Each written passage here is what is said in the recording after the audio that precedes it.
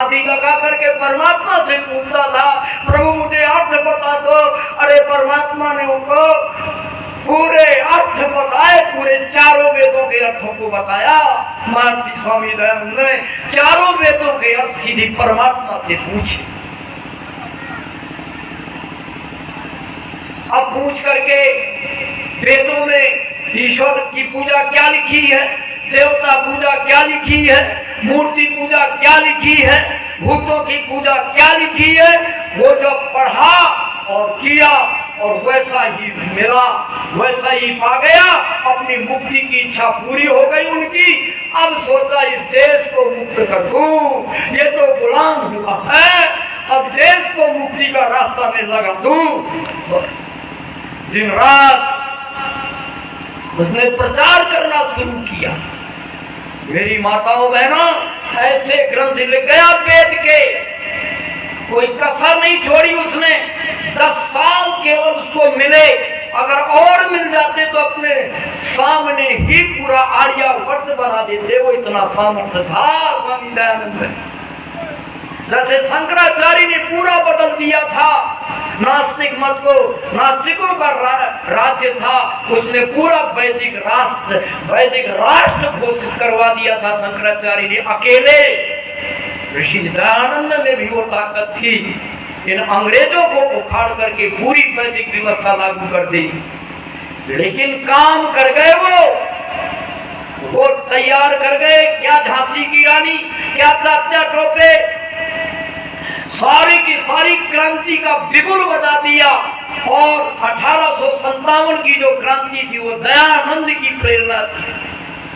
सारे देश में वो क्रांतिकारी छा गए और पूरी तरह से हर व्यक्ति, क्योंकि कोई सब गुलाम हो गए थे, कोई नहीं जानता था स्वतंत्रता भी कोई चीज होती है। उन्होंने स्वतंत्रता बताई, बेटा स्वतंत्रता ही सब कुछ होता है, स्वतंत्रता लेनी चाहिए, तुम गुलाम मत रहो। हर तरह से प्रेरणा करके उनको बिगुल बजवा दिया। ये भगत सिंह क्या, ये चंद्रशेखर क्या, ये राम प्रसाद बिस्मिल क्या, उन्होंने उनके दर्शन तो नहीं किए, पर झांसी की रानी तात्या टोपे जितने थे उन्होंने दर्शन किए थे, सीधा उनसे प्रेरणा ली थी।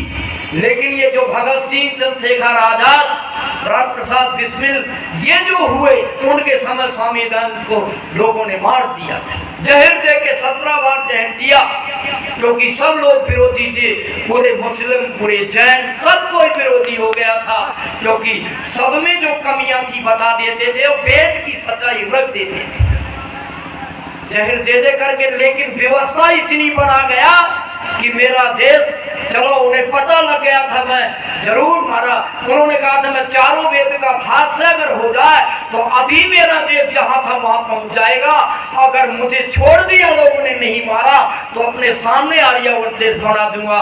चारों वेदों का भाष्य करने लग गया। ऋग यजुर्वेद पूरा भाष्य कर दिया, ऋग्वेद का 7 मंडल कर पाया।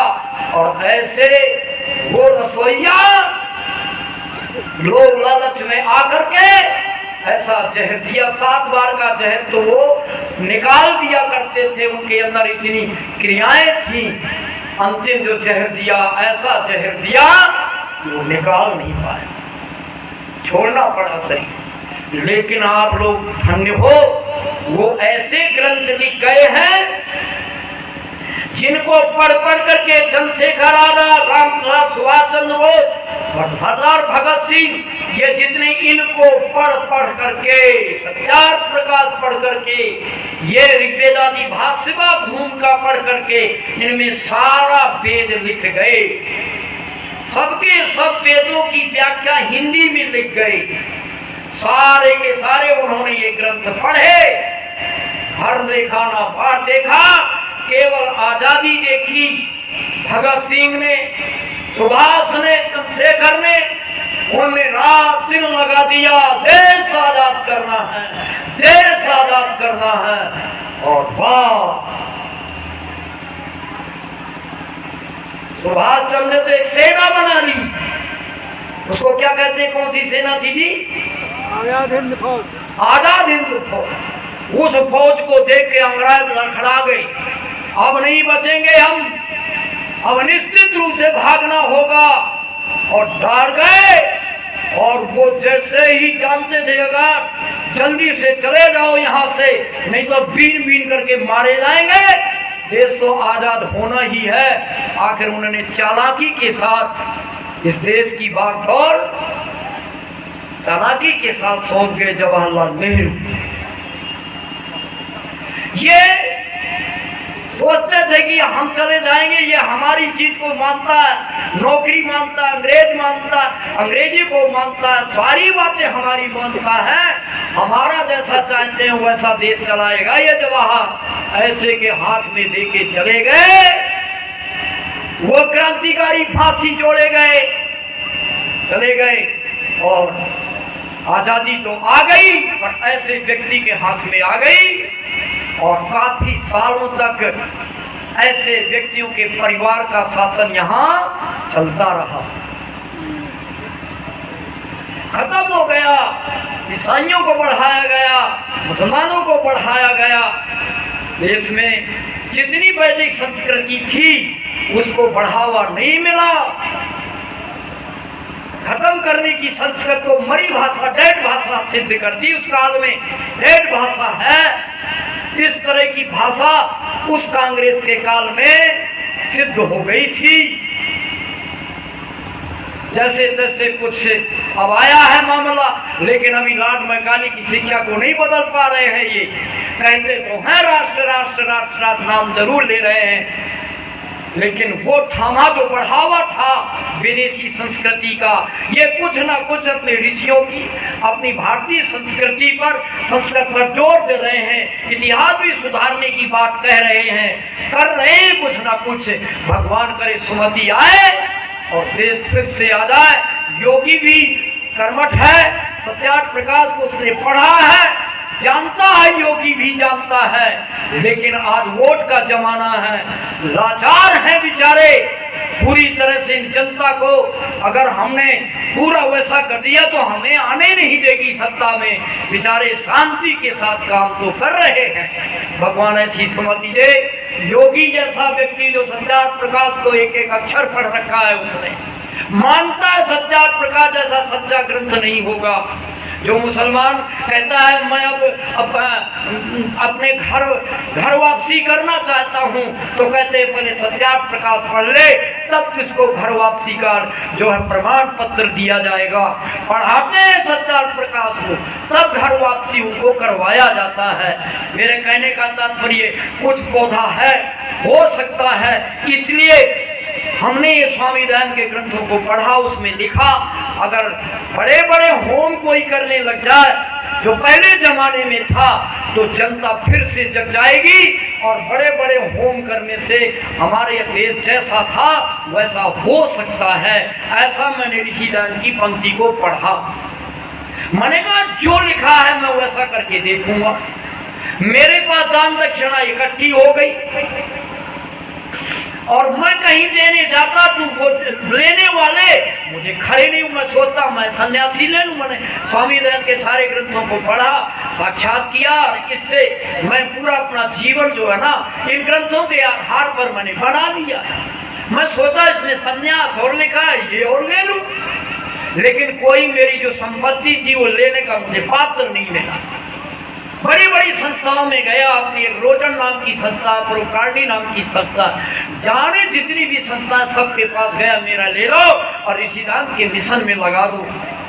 वो कहते थे बेच दो, हमें दे दो। मैंने कहा तुम्हारे पास वैसी कमी नहीं है देने के लिए, मेरा वो ऋषि का काम कर दो, मेरी जितनी संपत्ति है।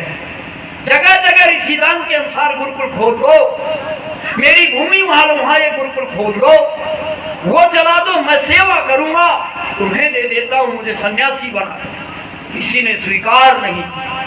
मैंने कहा अब क्या करूं? तो मैंने सोचा अब सारी संपत्ति का होम कर दी, कम से कम ये सारी संपत्ति तेरे साथ तो जाएगी। लोग कहते हैं करेगा क्या? अपने जितने अपने भाई भतीजा उन्हें एक पैसा नहीं देता, इतना भी नहीं देता। लोग गए, मेरे गांव में गए, गांव वाला यहीं का जन्मा हुआ हूं मैं, मटौन के पास चंदपुरा गांव में जाके आप घूम के आना, कहेंगे ये तो बिल्कुल एक नया पैसा ना भाइयों को देता, किसी को भी नहीं देता है। हाँ, ऋषि का काम होता है तो अच्छा इससे लाखों ले लो, दे देगा, लेकिन किसी व्यक्तिगत स्वार्थ के लिए लेगा तो कभी एक नया इससे जैसा कंजूस दुनिया में कोई मिलेगा नहीं। ये स्वयं खाता नहीं है और कभी एक पैसा किसी को दे नहीं सकता। हाँ, ऋषि का काम होगा ना तो फिर गांव में मैं 10 कार्यक्रम बनाए कि यहाँ पहले धर्मी तैयार हो जाए, एक नया नहीं ले, गांव में पूछ लेना कितनी बार लाखों रुपए लगा करके, और मैंने उन गांव में वैदिक का प्रचार किया, लोग कहने लग गए ये भाई इन कामों के लिए तो एक चंदा नहीं लिया, 10 प्रोग्राम अच्छे से अच्छे दिग्गज, विवेक को भी ले गया, सबको ले गया, अच्छे से अच्छे उपदेशक, अच्छे से अच्छे उपदेशक आर्य समाज के किया वहां। तो लोगों को ये तो जच गया है कि ये लगाएगा सबके हित में, किसी एक को देने वाला नहीं है। परिवार को जच गया, इतना भी देने वाला नहीं। अब मेरा आ गया, लोग कहने लगे करेगा क्या, ये विवेक जैसे हैं और जो हैं, अच्छा जी करो मर जाओगे तो फिर क्या होगा इसका। और अच्छे अच्छे विवेक ने भी कई बार कहा, अच्छा जी आयुर्वेद का सेवन लगाता हूँ कुछ तो दे दे। मैंने कहा बेटा ऋषि के मिशन का काम तेरे आर्य धर्म में नहीं होता, केवल लाठी चला करके प्रदर्शन करा देता है, एक भी वैदिक धर्म पक्का नहीं बना पाया। मैंने नहीं दिया विवेक को आज तक, सबसे कहता इससे ज्यादा कंजूस देखा, आएगी दक्षिणा बटोर के ले लेता है, किसी को देता है नहीं। मेरा अंदर अंदर पेटे खूब लोगों को कहता, मेरा निवेदन था विवेक से पूछ ले, लेकिन मेरे को पूछा क्या करोगे, मैं तो साथ ले जाऊंगा।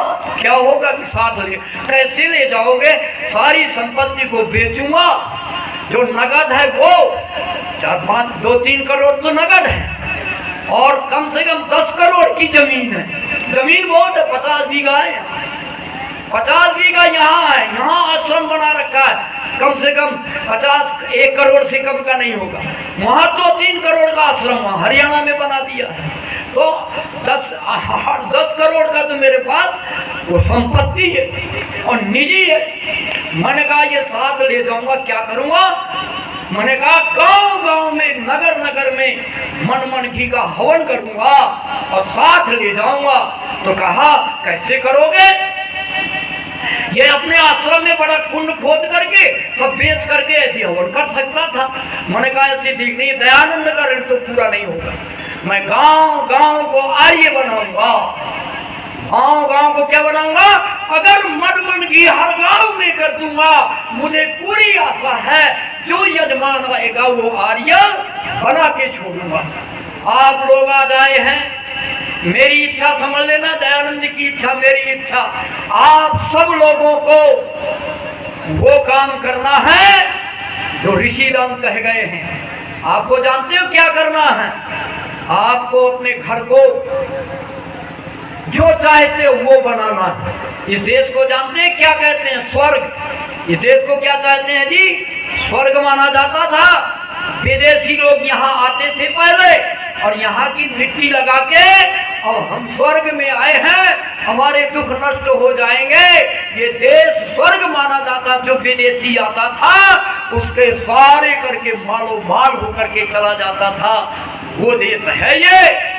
तो आप लोगों से निवेदन है, ऋषि राम का मिशन है, ये देश फिर से स्वर्ग बन सकता है। तो आप लोगों को स्वर्ग बनाने के लिए आपको इस हवन के माध्यम से आप हमारा साथ देना, जो आप कर सकते हो कर लेना। कहते हैं कैसे बनेगा वो आगे अभी समझाएंगे आपको, पहले ये हवन कर लेते हैं, ठीक है ना जी। फिर आपको प्रवचन से क्या आपको करना है, अपने अपने घरों में, आपके घर में कोई भी मनुष्य दुखी नहीं रहेगा और किसी को दुखी नहीं करेगा, हर व्यक्ति सुखी रहेगा, सबको सुखी रखेगा, गारंटी देके कह रहा हूं आपको। आप आहुति देना, मैं ऋषि राम की बात को सुनाऊंगा अगर आपने अपने घरों में लागू, ऐसे समझाऊंगा विधि दान को सरल करके आप अपने घरों में लागू कर सकते हो। मेरा आप सभी आर्य सारे यजमानों से मेरा निवेदन है, कोई ऐसा मुझे पैसा तो इकट्ठा करना है नहीं कि भाई ये कुछ कर, ना मुझे राजनीति करनी है, ना मुझे किसी में माया वो किसी के फसावट नहीं है।